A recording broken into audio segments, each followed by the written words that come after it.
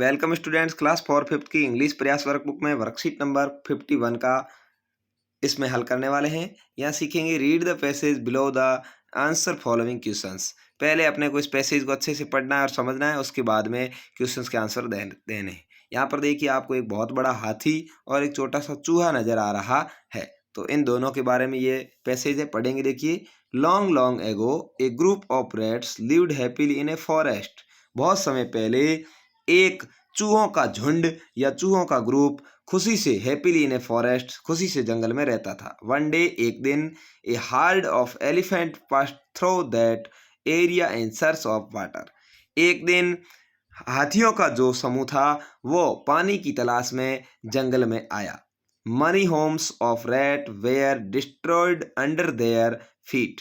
और बहुत सारे चूहों के जो घर थे, बिल थे, वह हाथियों के पैरों के नीचे आने की वजह से नष्ट हो गए, खत्म हो गए, दब गए। सम रैट्स वेयर किल्ड। बहुत सारे चूहे मारे गए। किल्ड का अर्थ होता है मारना। बहुत सारे चूहे उसके अंदर थे, वो मर गए। द किंग ऑफ रैट्स, चूहों का राजा Moosak Raj, went to the king of elephants.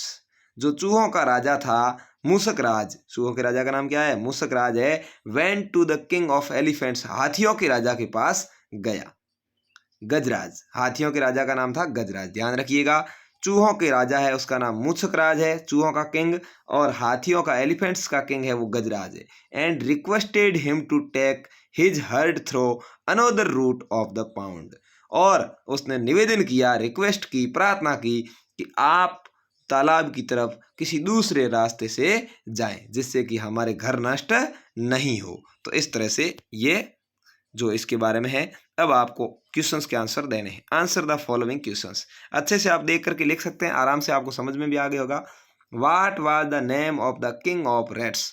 चूहों के राजा का नाम क्या था? तो देखिए यहाँ पर चूहों के राजा का नाम मैंने आपको बताया, मूसक राज। क्या था? मूसक राज। तो आप यहाँ पर लिख देंगे मूसक राज, यहाँ से देख के लिखना है। दूसरा है हु रिक्वेस्टेड टू गजराज। गजराज के पास रिक्वेस्ट लेके कौन गया भाई?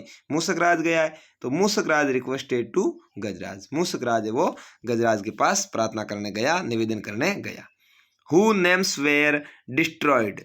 डिस्ट्रॉयड किसके घर हो गए, किसके होम्स हो गए? हुज होम्स वेयर डिस्ट्रॉयड, किसके घर रफा दफा हो गए, मतलब खत्म हो गए, दब गए। Homes of rats were destroyed, यानी चूहों के घर नष्ट हो गए। तो यहाँ पर आपको इस तरह से लिखना है।